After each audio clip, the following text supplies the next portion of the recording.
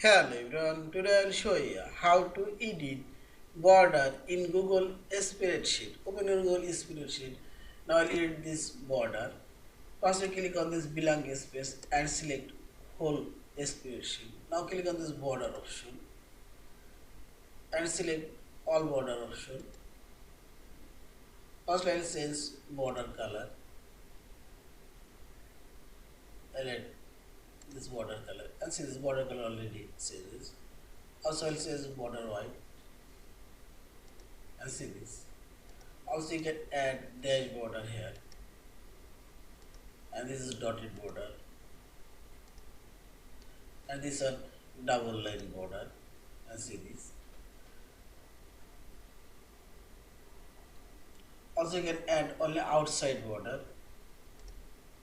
Click here. I will change this outside border color. This one and outside border still is this one. And see this only outside border changing and other inside border even same. Also you can change only inner border. Click here and I'll change inner border color and see this inner border style and see. Also you can change only left border, top border, this is right border, this is bottom border.